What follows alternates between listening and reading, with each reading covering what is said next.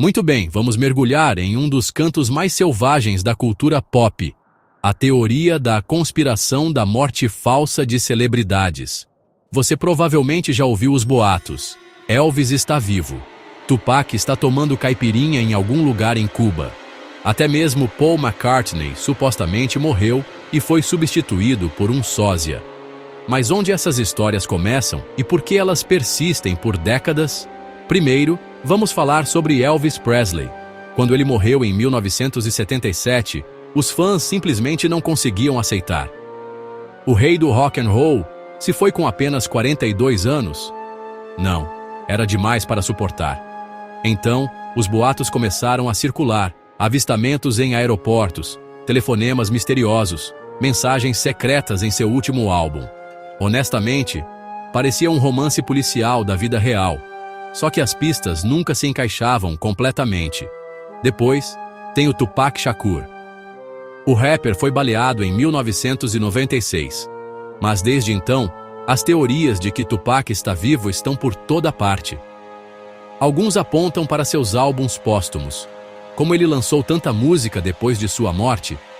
Outros falam sobre letras codificadas, ou fotos borradas que supostamente o mostram anos depois. O que realmente alimenta essas teorias é a esperança. Os fãs não querem desapegar, e com a internet, todo boato é amplificado instantaneamente.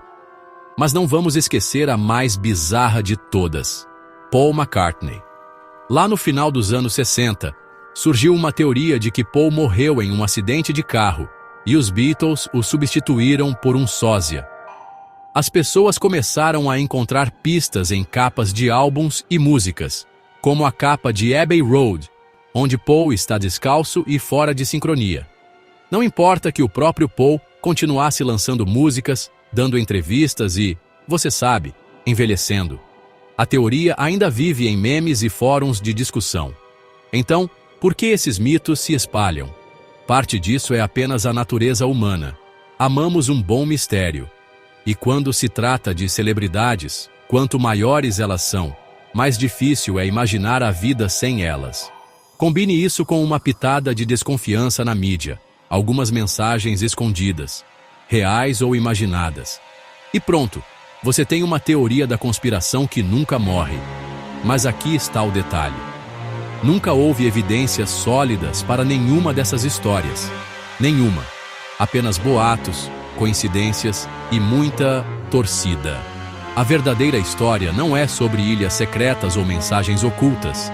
É sobre como lidamos com a perda, como idolatramos nossos ícones e como, às vezes, a verdade simplesmente não é tão emocionante quanto a história que gostaríamos que fosse verdade. Então, da próxima vez que você vir uma manchete afirmando que uma estrela forjou sua morte, talvez se pergunte: o que é mais interessante, o mito ou a pessoa que ela realmente foi? Esse é o verdadeiro mistério.